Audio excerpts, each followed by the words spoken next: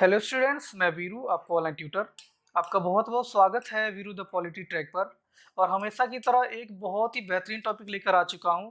और आज का जो टॉपिक रहेगा ये बीए थर्ड ईयर के स्टूडेंट के लिए रहेगा। ठीक है, कौन से स्टूडेंट के लिए रहेगा? बीए थर्ड ईयर स्टूडेंट के लिए। मुझे पता है कि बहुत सारे ऐसे स्टूडेंट्स होते हैं जो मतलब ओपन से कॉलेज करते हैं और अपना कई प्रकार के जॉब करते हैं। ठीक है, इसलिए उनको पढ़ाई का टाइम बिल्कुल भी नहीं मिल पाता। तो वो एग्ज़ाम से एक महीना पहले ही तैयारी करना शुरू करते हैं। तो ऐसे में वो ऐसे क्वेश्चनों को भी तलाश करती हैं जो एग्ज़ाम में पक्का तरीके से आए। और वो आज टॉपिक हम लेके आ चुके हैं, अंतर्राष्ट्रीय संबंध। अंतर्राष्ट्रीय संबंध की अगर बात करें तो इस पर कई सारे क्वेश्चन हर साल आता है। ठीक है, और ये आप मुझ पर अगर भरोसा नहीं तो आप पिछले 10 साल के क्वेश्चन पेपर उठाइए, उसमें आपको जरूर ही जरूर हर साल क्वेश्चन इसको देखने को मिलता ही है। अंतर्राष्ट्रीय संबंध पे क्वेश्चन बनता ही है। ठीक है, तो इस लिहाज से ये टॉपिक बहुत ही महत्वपूर्ण बन जाता है। ठीक है, तो आपको टाइम तो देना पड़ेगा इस टॉपिक को। ठीक है, और ये बहुत ही आसान तरीके से ये टॉपिक को मैं क्लियर करवाने जा रहा हूँ। ठीक है, और इसका नोट्स भी आपको टेलीग्राम पे मिल जाएगा हमारे चैनल पे। आप वहाँ से पीडीएफ ले सकते हैं, फ्री बिल्कुल ऑफ कोर्स है, इसके लिए कोई दिक्कत नहीं रहेगा। ठीक है, और टेलीग्राम का लिंक मैं डिस्क्रिप्शन में भी दे दूंगा, तो वहाँ से आप जाकर दे सकते हैं। सबसे पहले हम समझ लेते हैं कि अंतर्राष्ट्रीय संबंध होता क्या है। ठीक है, जब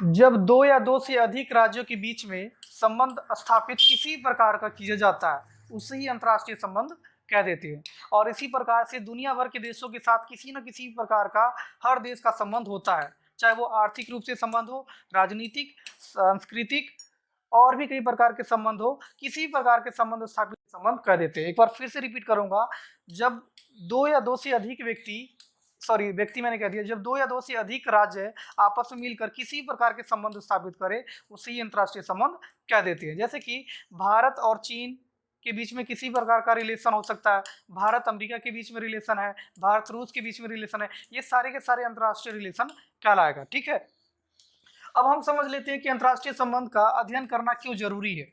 ठीक है, तो अंतर्राष्ट्रीय संबंध का अध्ययन करना महत्वपूर्ण क्यों माना जाता है, इसको भी हमें समझना सही तरीके से चाहिए। ठीक है, तो अंतर्राष्ट्रीय संबंध राजनीतिक विज्ञान का एक सबसे महत्वपूर्ण क्षेत्र है और इसका अध्ययन करना इसलिए महत्वपूर्ण बन जाता है। और ये कई प्रकार के बड़े एग्जामों में इसके ऊपर क्वेश्चन पूछा जाता है, और आपके लिए तो इम्पोर्टेंट है ही है, बीए थर्ड के लिए तो बहुत ज़्यादा इंपॉर्टेंट बन जाता है क्वेश्चन। ठीक है, तो इसका अध्ययन क्यों किया जाना चाहिए? तो अंतर्राष्ट्रीय संबंध का अध्ययन इसलिए किया जाना चाहिए ताकि जितने भी छात्र है, ठीक है, उनको ज्ञान हो सके, देश के जो जनता है उनको ज्ञान हो सके कि किस देश के साथ हमारा अच्छा रिलेशन है या बुरा रिलेशन है। ठीक है, किसी के साथ भी जब हम अच्छा संबंध और बुरा संबंध जब समझते हैं किसी भी देश के साथ, ठीक है, तो हम कैसे पता करें कि किस देश के साथ अच्छा संबंध है या किस देश के साथ बुरा संबंध है? ठीक है, तो इसके लिए हमें क्या करना पड़ता है कि हमें विदेश नीति का अध्ययन करना पड़ता है। किसका अध्ययन करना पड़ता है? विदेश नीति। अगर हमें अंतर्राष्ट्रीय संबंध को समझना है, ठीक है, तो अंतर्राष्ट्रीय संबंध को समझना है तो अपने देश का विदेश नीति, ठीक है, और अपने पड़ोसी और कई जो दुनिया के जो महत्वपूर्ण देश है उनका विदेश नीति का अध्ययन हमें करना पड़ता है। ठीक है, जैसे कि भारत और चीन, भारत और पाकिस्तान का जब हम विदेश नीति का अध्ययन करते हैं तो हमें ये दिखता है कि इनका आपसी जो विदेश नीति है वो एक दूसरे के विरोधाभासी है, इसलिए इनके साथ भारत का रिलेशन अच्छा नहीं माना जाता है। वहीं भी भारत और रूस के बीच की बात करें, भारत अमेरिका, भारत इजराइल, इन सभी देशों के साथ की अगर बात करें तो भारत का अच्छा संबंध देखने को मिलता है। क्यों? क्योंकि इनका विदेश नीति एक दूसरे को फायदा कहीं ना कहीं पहुंचाता होगा।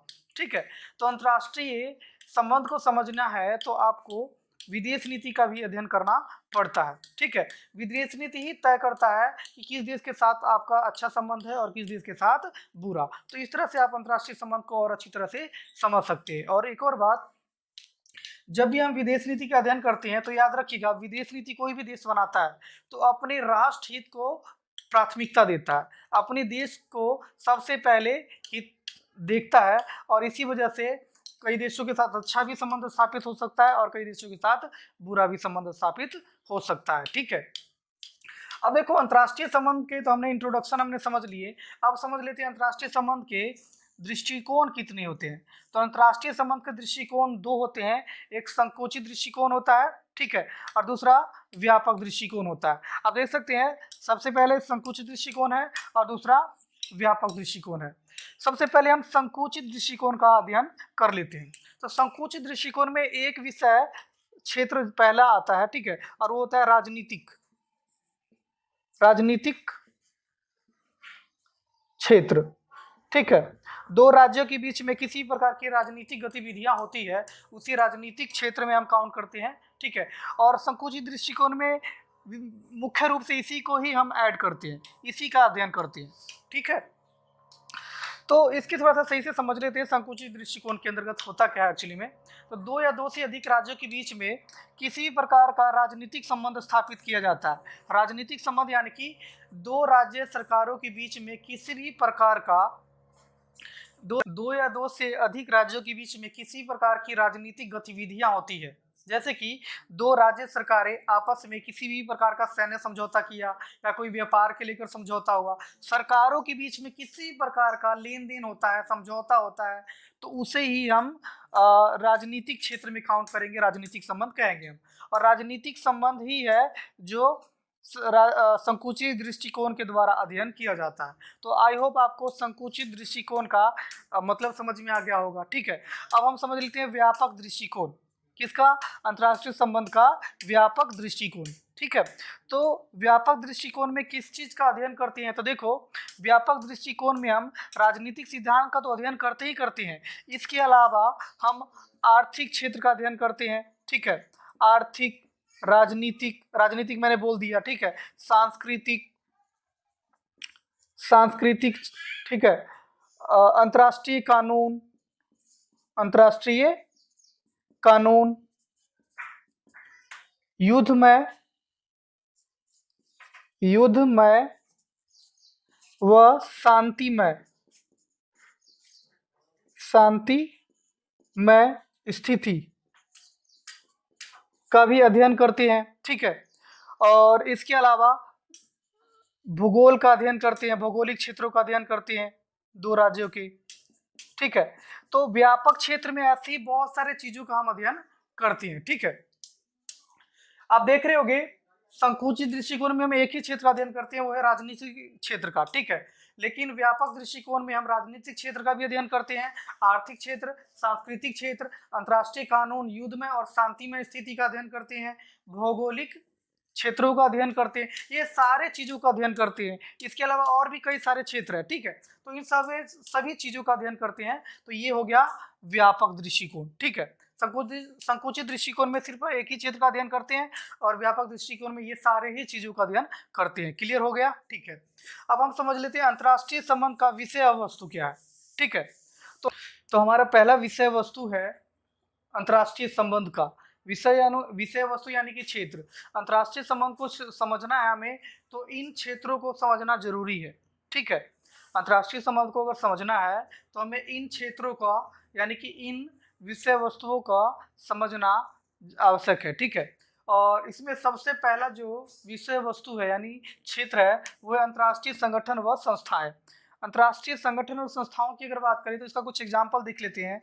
जैसे कि यूएनओ वर्तमान समय में अंतर्राष्ट्रीय संगठन ये है, ठीक है।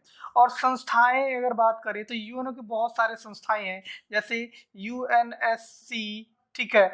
इसके अलावा डब्ल्यूएचओ, ठीक है। इसके अलावा आईएलओ, ठीक है।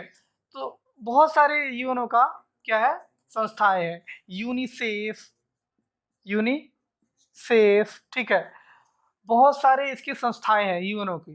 तो ये सब संस्थाओं का अध्ययन करना भी जरूरी होता है। मैंने फिर से बताना चाहूंगा कि अंतर्राष्ट्रीय संबंध का विषय वस्तु क्या है। तो अंतर्राष्ट्रीय संबंध को समझने का क्षेत्र है, और पहला क्षेत्र अंतर्राष्ट्रीय संगठन और संस्थाएं हैं। और ये संस्थाओं का एग्जाम्पल मैंने ये दे दिया, और भी बहुत सारे इसके एग्जाम्पल है, ठीक है। ये सब संस्थाएं अंतर्राष्ट्रीय संबंध को मजबूत करने का कार्य करता है, ठीक है। और ज़्यादा से ज़्यादा कोशिश करता है कि दो राष्ट्रों के बीच में सदैव मधुर संबंध बना रहे, स्थापित रहे, ठीक है। अब समझते हैं आर्थिक और व्यापारिक संगठन व संस्थाएं।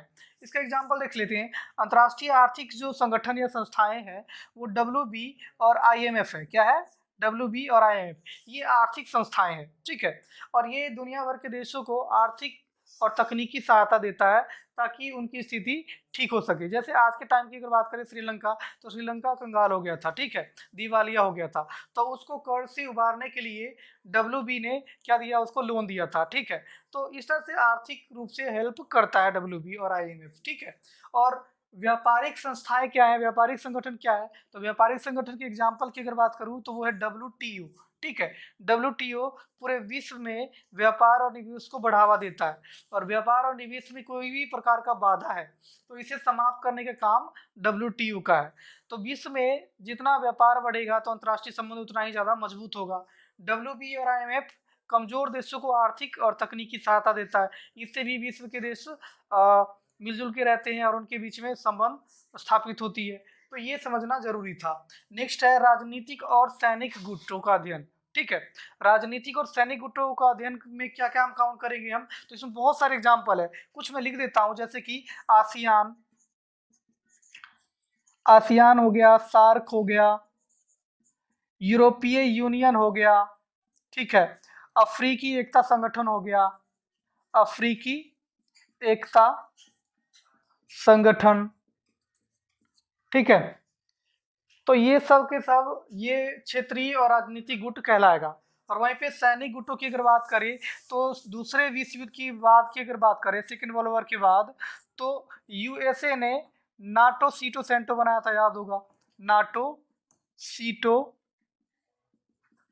और सेंटो, नाटो सीटो सेंटो। और USSR ने क्या बनाया था, तो USSR ने वार्सा पैक्ट बनाया था, वार्सा पैक्ट यानी वार्सा संधि, ठीक है। तो ये सब सैन्य गुटों का भी अध्ययन करना जरूरी होता है, क्योंकि इससे भी विश्व में अंतर्राष्ट्रीय संबंध पर बहुत ज्यादा असर पड़ता है। जैसे आज के टाइम की अगर बात करें हम, तो जो राजनीतिक गुट कह सकते हैं हम, आसियान, सार्क, यूरोपीय यूनियन और अफ्रीकी एकता संगठन, ठीक है, अरब लीग, आप और भी राइट कर सकते हो, अरब लीग, ठीक है। तो इन सब देशों को हम राजनीतिक संगठन के रूप में हम जान सकते हैं। तो ये सब ना अंतर्राष्ट्रीय संबंध को मजबूत करने का काम करती हैं, ठीक है। और वहीं पे नाटो सीटो सेंटो, देखो ये सीटो सेंटो और वार्सा पैक्ट आज के टाइम में तो समाप्त हो गया, लेकिन नाटो आज भी है, ठीक है। तो ये भी अंतर्राष्ट्रीय संबंध को काफी ज्यादा प्रभावित करता है। आज के टाइम की अगर बात करें तो यूक्रेन नाटो में शामिल होना चाह रहा है, ठीक है, लेकिन इससे रूस नाराजगी दिखाता है, और इसलिए नाटो में शामिल होने की वजह से, कि हम नाटो में शामिल होना चाहते हैं, इस वजह से यूक्रेन और रूस के बीच में वॉर चल रहा है, ठीक है। तो अंतर्राष्ट्रीय संबंध को सैन्य गुट भी प्रभावित करता है, ठीक है, क्योंकि नाटो में अगर कोई भी देश शामिल होता है तो नाटो के किसी भी देश पर अगर अटैक होता है तो सारे के सारे देश अपने ऊपर हमला मानते हैं। तो इस तरह से नाटो के सारे देश काफी ज्यादा स्ट्रांग हो जाते हैं, चाहे कितने भी फाइनेंशियली वीक हो, ठीक है। तो ये राजनीतिक और सैनिक गुटों का भी अध्ययन करना अंतर्राष्ट्रीय संबंध के लिए महत्वपूर्ण हो जाता है, ठीक है। तो ये क्षेत्र था। नेक्स्ट है अंतर्राष्ट्रीय कानून। अंतर्राष्ट्रीय संबंध को प्रभावित अंतर्राष्ट्रीय कानून भी करता है और उसके मजबूती के लिए भी काम करता है। अंतर्राष्ट्रीय कानून है जो दो राष्ट्रों के बीच में किसी भी प्रकार का विवाद है उसको सुलझाने का काम करता है। जैसे दो ऐसे देश है जिनकी सीमाएं आपस में मिलती है, ठीक है, और उनके बीच में किसी प्रकार का विवाद है, तो ऐसे में अंतर्राष्ट्रीय कानून के तहत इनके बीच में झगड़ों को निपटारा करवाया जा सकता है, ठीक है। और भी कई प्रकार के अंतर्राष्ट्रीय कानून होती है, ठीक है। तो अंतर्राष्ट्रीय कानून का अध्ययन करना भी जरूरी होता है, ये अंतर्राष्ट्रीय संबंध को काफी ज्यादा प्रभावित करता है। इसके अलावा अंतर्राष्ट्रीय व्यापार और निवेश, इन चीजों का भी अध्ययन करना बहुत ही ज्यादा जरूरी है अंतर्राष्ट्रीय संबंध को समझने के लिए, ठीक है। अंतर्राष्ट्रीय व्यापार और निवेश जितना ज्यादा अधिक बढ़ता है विश्व में, उतना ही ज्यादा जो संबंध है अंतर्राष्ट्रीय संबंध उतना ही मजबूत होता है। जैसे भारत और चीन की अगर बात करें तो इनके बीच में हमेशा कड़वाहट बनी रहती है, लेकिन इन दोनों देशों के बीच में कहीं ना कहीं व्यापार और निवेश इतना अधिक है जिसकी वजह से दोनों के बीच में कटु संबंध होने के बाद भी, कड़वा संबंध होने के बाद भी इनके बीच में कुछ अच्छे संबंध देखने को मिलता है, ठीक है। तो इसलिए ज्यादा से ज्यादा व्यापार और निवेश को बढ़ावा दिया जाता है ताकि अंतर्राष्ट्रीय संबंध मजबूत हो सके, ठीक है। इसके अलावा विदेश नीति का भी अध्ययन करना बहुत ही ज्यादा महत्वपूर्ण है। क्यों? क्योंकि विदेश नीति ही तय करता है कि अंतर्राष्ट्रीय संबंध किसी देश के साथ कैसा होगा, अच्छा होगा या फिर बुरा होगा, ठीक है। तो अंतर्राष्ट्रीय संबंध को समझने के लिए विदेश नीति का भी अध्ययन करना बहुत ही ज्यादा महत्वपूर्ण बन जाता है। इसके अलावा शक्ति का अध्ययन, आज की अगर टाइम करें, आज के टाइम की अगर बात करें तो शक्ति का ही टाइम है, ठीक है। अमेरिका हो, भारत हो, चीन हो, रूस हो, सारे के सारे शक्ति हासिल करना चाहते हैं और विश्व की सर्वोपरि जो शक्ति होती है वो बनना चाहती हैं, ठीक है। सर्वोच्च शक्ति बनना चाह रहे हैं और इसी की होड़ में हर देश लगा रहता है और इसीलिए ज़्यादा से ज़्यादा देश कोशिश करता है कि हमारा संबंध ज़्यादा से ज़्यादा देशों के साथ अच्छा रहे, ताकि अंतर्राष्ट्रीय मंच पर उनका हित बरकरार रहे, बना रहे और उनका शक्ति कहीं न कहीं बना रहे। और इसलिए अमेरिका की अगर बात करें तो उसका दुनिया के हर एक देशों के साथ लगभग सही संबंध रहता है, क्योंकि वो फाइनेंशियली स्ट्रांग है, ठीक है। और इसीलिए वो कहीं न कहीं दुनिया में एक शक्ति के रूप में माना जाता है, ठीक है। तो इसलिए शक्ति अंतर्राष्ट्रीय संबंध को बहुत ही महत्वपूर्ण माना जाता है। जिस देश के पास शक्ति अधिक है, उस देश के साथ हर देश संबंध रखना पसंद करता है। अमेरिका शक्तिशाली है, इसलिए उसके साथ हर देश संबंध स्थापित करना चाहता है। तो ये अंतर्राष्ट्रीय संबंध को प्रभावित करता है शक्ति, ठीक है। तो इसलिए इस क्षेत्र का अध्ययन करना जरूरी हो जाता है। नेक्स्ट है युद्धमय और शांतिमय स्थिति का भी अध्ययन करना चाहिए, ठीक है। युद्धमय और शांतिमय स्थिति, युद्ध के स्थिति में दुनिया भर के जो देश है उनके ऊपर प्रभाव देखने को मिलता है। जैसे आज के टाइम रूस और यूक्रेन के बीच में वॉर चल रहा है, ठीक है। तो हमें लगता है कि रूस और यूक्रेन के बीच में ही संबंध खराब हो रहा होगा, लेकिन ऐसा नहीं है। रूस और यूक्रेन युद्ध की वजह से दुनिया के बहुत सारे देशों को नकारात्मक रूप से प्रभाव देखने को मिल रहा है। जैसे कि आज के अगर हम टाइम की अगर बात करें, ठीक है, तो रूस और यूक्रेन युद्ध हो रहा है, लेकिन रूस यूक्रेन युद्ध की वजह से रूस को यूरोपीय देशों का और पश्चिमी देशों का पूरी तरह से प्रतिबंधों को झेलना पड़ रहा है। इसके अलावा भारत के ऊपर भी प्रभाव काफ़ी ज़्यादा पड़ता है इसका। क्यों? क्योंकि भारत है किसी भी गुट में शामिल ना होने की नीति अपना रखा है। ना वो रूस की तरफ जाने की कोशिश करता है, ना ही अमेरिका की तरफ जाने की कोशिश करता है। इक्वल रहने की कोशिश करता है दोनों की तरफ, ठीक है। तो कहीं ना कहीं भारत जैसे देशों के ऊपर प्रभाव पड़ता है, ठीक है। और ये अंतर्राष्ट्रीय संबंध को काफ़ी ज़्यादा जटिल बना देता है। तो युद्धमय स्थिति को इसलिए अध्ययन करना जरूरी होता है। वहीं पे शांतिमय स्थिति में हमेशा सहयोग, शांति और किसी प्रकार का मदद जो होता है वो सब की बातों का अध्ययन किया जाता है।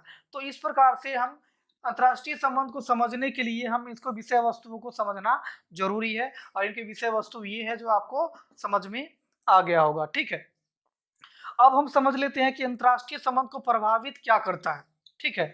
तो अंतर्राष्ट्रीय संबंध को प्रभावित अगर बात करें हम, ठीक है,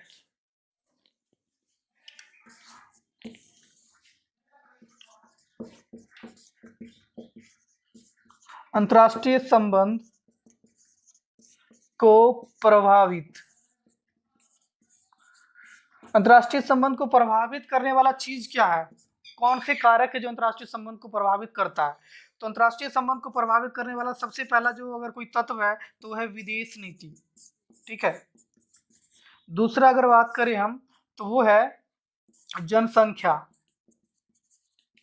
इसके अलावा हम बात करें और क्या मतलब अंतर्राष्ट्रीय संबंध को प्रभावित करता है, तो इसके अलावा भौगोलिक क्षेत्र, भौगोलिक स्थिति को हम बोल सकते हैं, भौगोलिक स्थिति।